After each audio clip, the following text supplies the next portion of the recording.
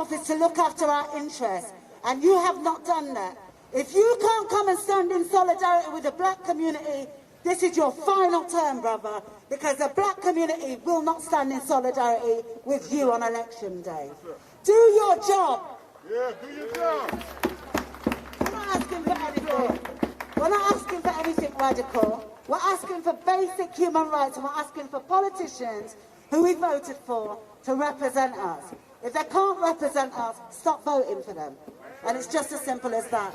If they're not going to look after our interests, why don't you keep your vote to yourself? When you give them your vote, you are giving them your power. You understand? Yeah. You are giving them your power, and you're giving them your power to keep us down. That's what's happening now.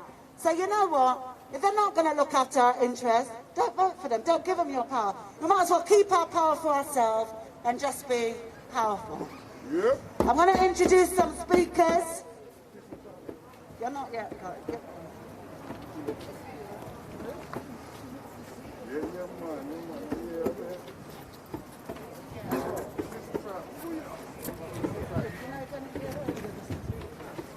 Okay, I'm going to call on Aditola. Is he here? Aditola?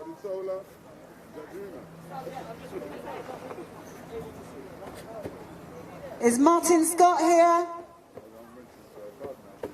Gary, I'm going to call you.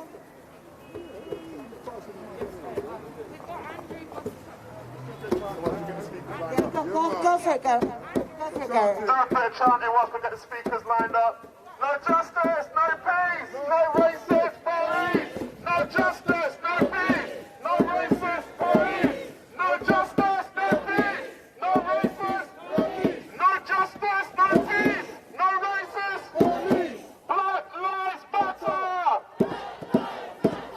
Black lives matter. Black lives matter. Black lives matter. The UK is not innocent. The UK is not innocent. The UK is not innocent. No justice, no peace, no racist police. No justice, no peace, no racist police. No justice, no peace, no racist police. Back to Delia, we got any more speakers lined up? Ken, go do work the crowd. Line them up.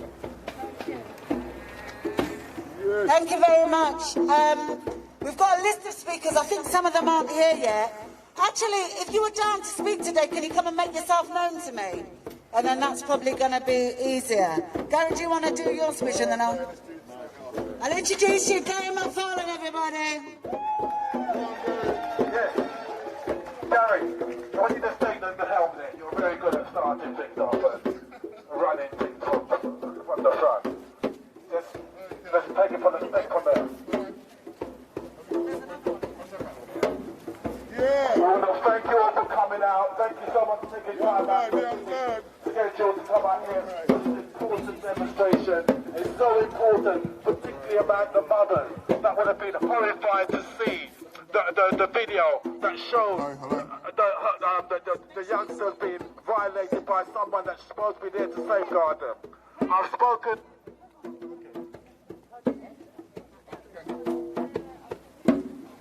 Are you ready, Gary? Okay. Just to remind people about what happened last Tuesday, some young people went to their old school, Parkview Academy. I know a lot of people here who've got kids that are at that school or have been at that school. My daughter was at that school, a very good community school. Yeah. The children turned up to get their GCSE certificates. Yeah? Because they were getting educated and they wanted their qualification. That's a normal kind of thing to do. So they went to school to go and find their certificates. They got their certificates and they also met other people that they knew, other children from school, and they were talking outside the school. As you do, that should be a normal activity. But sadly, in London and many other inner cities in this country, when black youth, black children come together, that is seen as a threat. by the police in this country. And what we have is a situation of total impunity. That's why a police officer thinks it's okay to put a child in a headlock, to punch them repeatedly in the face, to take them to the ground, to kick them. And that's just the stuff that we know about. Now we know that there are body cams, because the work that the monitoring group have been doing. And I hope I'm not treading on anybody's toes. But let's just say, but what is on the body cams does not fit with the first statement put out by the police. And in the first statement, you got the impression, which was repeated by all of the media, from the Guardian to the Evening Standard to the Daily Mail, they repeated the lies of the police. But the police were under attack. But the police were surrounded by hostile people, hostile males, as they put it, not children. And the police were under attack. They had to form a circle. And then, you see, the video shows you something totally different happening. And then the media, despite the evidence of their eyes, takes the police at their word. Well, we've got to stop taking the police at the word. Because the police were in a conspiracy to attack black children that night. That's what happened. It was total, unmitigated violence, unprovoked violence by the police.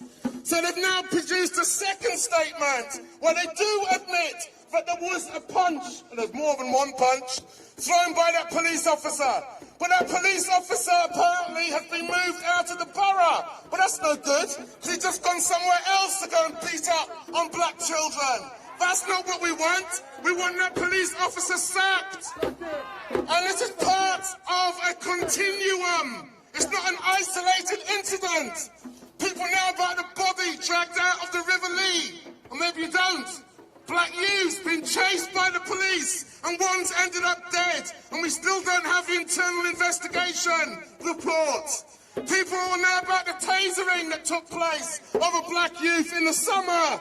He was tasered on a wall and fell from the wall because of a tasering, and now will never walk again. That is the continuum. That is the context that the commander talked about, but she had a different kind of context in mind. And the truth is, they've only changed their tune because of you people, because of campaigners, because of the work of the monitoring group. And hats off, actually, to those councillors that stood up and shouted out and said that this will not stand. And good on the leader of Haringey Council for coming out and saying, we are very concerned and something must be done about this. All of that together, plus the people on the streets and the protests last week, has made a difference. So well done, people. But we've got to continue the struggle, because they still haven't sacked, let alone suspended, any of those officers. And they're still walking the streets, still abusing people. We say enough is enough. And we'll have to come back to this police station until we get justice. And at minimum, they have to suspend all of the police officers involved. Not just the two that we see in the video, but all the other officers that stood by and let that happen. And of course, there's all the other incidents we don't know about that haven't been caught on camera. That's the sad reality. But people, young black people, are living under a state of terror. That's the reality. But every time you walk down the street and there's more than one of you, you worry about a policeman jumping out of their car, stopping you and beating you. That is an everyday reality of policing in this country. Racist policing in this country. Enough is enough. No justice, no peace. No racist. No justice, no peace. No racist. No justice, no peace. No racist. Hopefully we've got some more speakers now lined up. Over to Delia.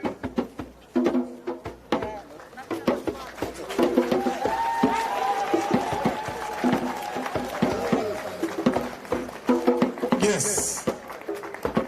Once again, I want to thank you all for coming out and supporting this important demonstration to highlight the inequalities that we often complain about on the street, where we, as in a black community, the police use aggression as a common thing to stop while they're doing stop and search.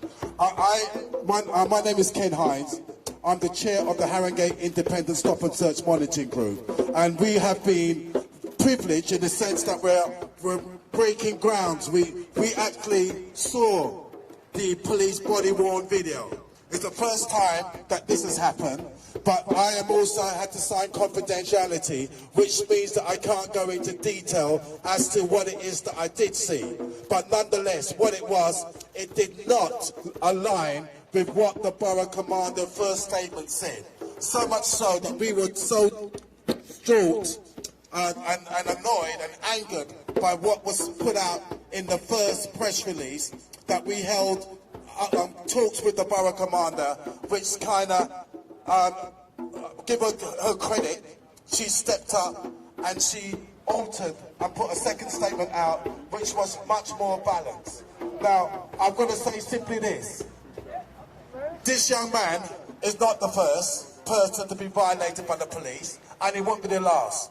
Our monitoring group is dealing with 3 cases of young minors who has been violated by the police, who's been punched up, been compliant, but nonetheless the use of force has been used. One of the things that the young people repeatedly complain about is the police putting the use of handcuffs. And they put the handcuffs on so tightly that it causes nerve damage. I can relate to that because that's happened to me, and I'm one of the advisors, and I'm still suffering from the 2018 arrest of me. I was just there watching them do a stop and search on a young man, and I found myself in the eye of the storm. They then came along and accused me of assaulting a police officer. I got arrested, I got put in the handcuffs. The cuff was put on so tightly, I was crying out in pain. And it took them some time before they took the handcuffs on. Things got worse. You know, I thought maybe, yes, you've got a rogue police officer, and I thought, well, the senior police team, leadership team know who I am. But to my shock and horror, the senior leadership team did not back me. The CPS did not back me. And I was charged with assault of police. I was taken to the magistrate court, Highbury Magistrate Court. I was found guilty for something I did not do. Did you hear what I'm saying? The police officer had his body-worn video on. So yet, that was another breach, but despite all that, I was still found guilty of something I did not do. But I had to go to the High Court, to the Crown Court, and won my case. So I'm saying this because what happens is, how many young people are facing something similar, but they don't have the platform to contest it? What we're saying is simply, we're hearing too often that young people don't know where to turn. And what young people are doing, when they see a police officer, they tend to turn away or run away from the police officer. That only heightens the police suspicion of them. And I would say to the young people, not to do that. You've got to stand up. You need to know what your rights are. We have workshops to let you know what your rights and responsibility is. And also, it's so important that you do know it, and it's also important that we also talk to the police to ensure that they are following their own procedure. So anyone who wants to know about their rights and responsibility, we can help you with that.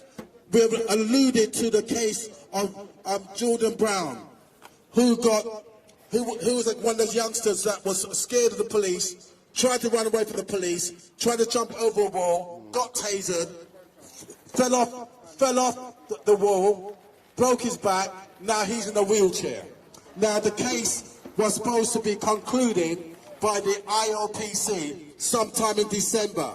Lo and behold, we've now been told it's been put back to January. So my thing is simply this: the ILPC is taking too long to do its investigation. Now again, we also know that this case here with the minor has been referred to the ILPC. And again, we're saying to the ILPC, we don't need 9 months. We do not need 9 months for you to carry out this investigation. I know that you're putting out appeals for people's videos of the incident. I'll say this to you. You need to look no further than the own police body-worn videos and the videos done by the young people that went viral. to know, to get the picture of what's happening. It's quite clear. We do not need those sort of police using that sort of force on our young children. We want people to stand up. We know that the police may have a difficult job, but they have to do it professionally. And we have to stand here and we have to scrutinise them. And if you see something that concerns you on a stop and search, I would say to you, please, record it. Don't walk away. Don't let the police intimidate you, say that you should not record it. My only thing is that be mindful how you share that video. Because if you got that young person or the person who's been stopped and searched and violated, filmed, and it goes viral, that stays there for life. But what we can do, if you send it to the monitoring group, we can always pixelate the person's face, so that gives them some sort of anonymity. But we still can go ahead and put out the injustice that we see. So I'm saying, please be mindful that when you do see this, don't just throw it out there. Be mindful of the person on the receiving end. Now, there's another case that we're taking on board. There's a case of a young man who's yet to be named that was on the towpath of Berry Lane when he came across engagement with the police. It ended up with him falling in the water and drowning, 23 years old. And you're going to hear a lot more about that. Too many of these cases are happening here in Haringey. And we need your support, that every time something like this happens, we need to be able to react. It's no good just sitting at home and thinking and going to your social media and thinking that's all you need to do. We need boots on the ground. And this is what we see today. Today, this is a wonderful turnout. And peaceful, focused, and determined. And this is what we need. We can show that we are people that can be disciplined and people who want to see equality here in Haringey. We beg for that. We will be holding the police to account. If you want to know more about Haringey Independent Stop and Search Monitoring Group, Google the name and you'll see that we've got a website. Go on there to see how you can bring your positive energy to make a difference in this community. Just remember, there's a monitoring group in every of the 32 boroughs, but how effective they are remains to be seen. So if you want to be proactive, we just don't have to come out and shout the odds. We need to be strategic. We need to put our argument on the right platform. One of those platforms is called the use of force. The use of force is that we're making some inroads in changing police attitude. It's unbelievable that 40 years on, the police now realise they do not know how to do de-escalation. That is shocking. That's an indictment. Because you need to know, I'm a security, and I know that I cannot go and just beat people up, but I can come in there and kind of calm things down. Why can't the police do the same thing? They should know how to do that. You just don't have to beat people up. You don't have to arrest your way out. Have a conversation. Have a heart. Have empathy. We need that sort of community policing to be vigilant here. And this is something that we're desperate to pilot here in Haringey, to show that we can work together and we can do things for the better of us all. Thank you.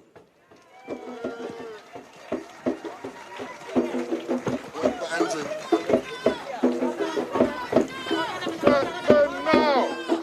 Andrew.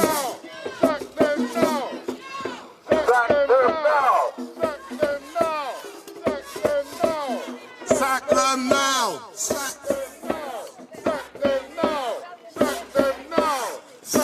Now.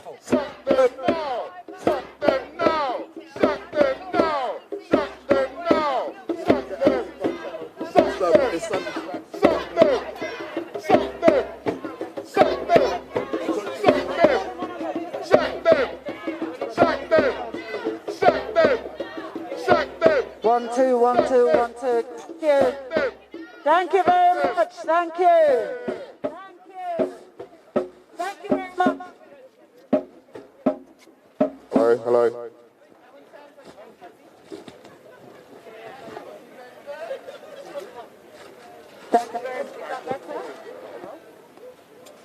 Testing, testing, 1, 2.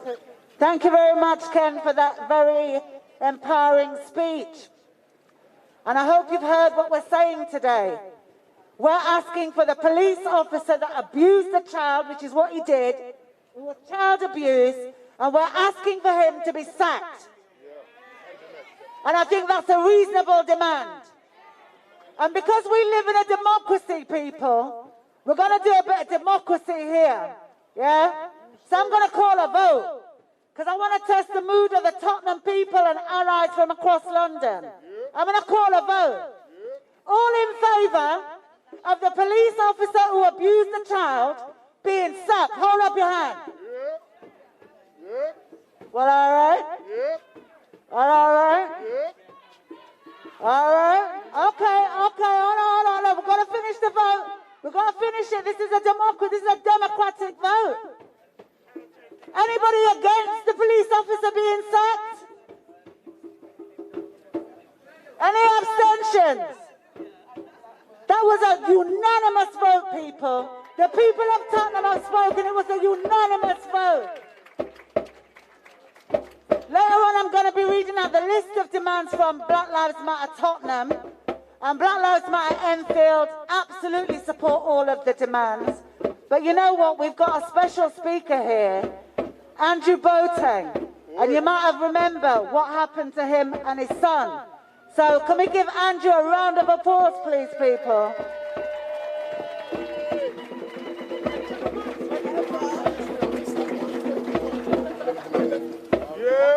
All right. Do you want to open it?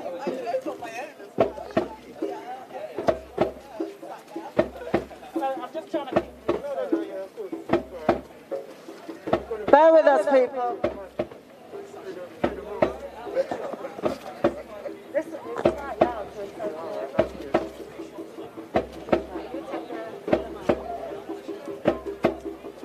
A round of applause,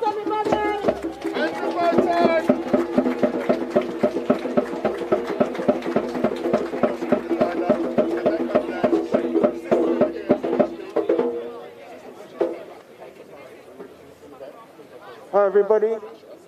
Hi everybody. I don't know if you recall, back in June, I was involved in an incident with my son where we were on a charity bike ride. We were on a charity bike ride and we were stopped and searched in an aggressive manner.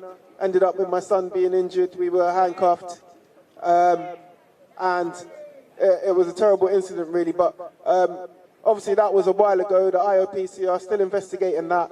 But since then, there's been a few more incidences, and that is obviously one too many incidences. So we've had somebody drown in the River Lee along the same stretch.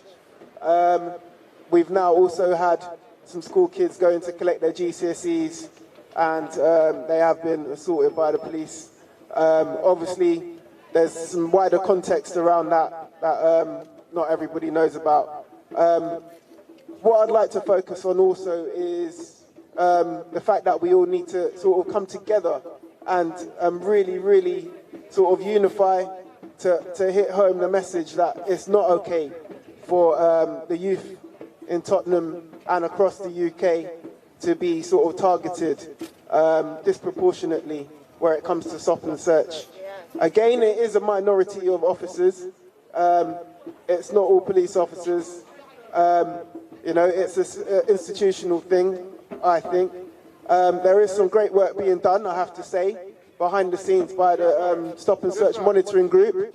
And also some of the senior officers in the area are having open dialogue with the independent advisory groups. So I would urge anyone who's got any issues to go to your community leaders, highlight the issues, and then we can have the open dialogue to try and change things in a peaceful kind of manner in this way. Again, like I said, it's not okay that the kids are being targeted. It could be anyone's child out here. Myself, I found myself in an incident just innocently going on a charity bike ride. On that day, with an organisation that was in conjunction with the police, which is ironic. So, you know, it doesn't matter who you are, where you are, what status you have, it can still happen to you. So that's why I urge everyone to get involved, black, white, Asian, through the right channels, do it safely and peacefully, and I think we can make a positive change. There are some initiatives that are going to be taking place in the borough to try and sort of, you know, bring a bit more sort of cohesion between the police and the community. But again, it comes down to the few officers that are not following the basic rules and approaching youngsters and even adults with the right mindset. So I think it can be done, it can be changed, but it's going to take everyone, the police, the community, and the youngsters, and all the advisory groups together. Thanks for coming out. Stay safe, keep your masks on, etc. Thank you.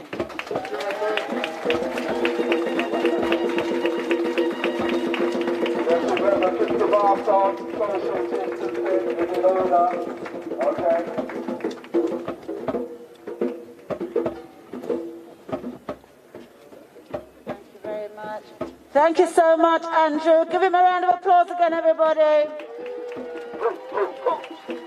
Thank you. Do you know what I've just noticed standing up here? I'm looking in the crowd that's here. And I'm looking at all the different races and people with different backgrounds. And you know what? It fills me with hope. And I'll tell you why. Black people have been trying to fight this thing called racism for hundreds of years. And we were trying to fight on our own, and that's an impossible fight. So I want to thank all of you, all of our allies. I can see Extinction Rebellion,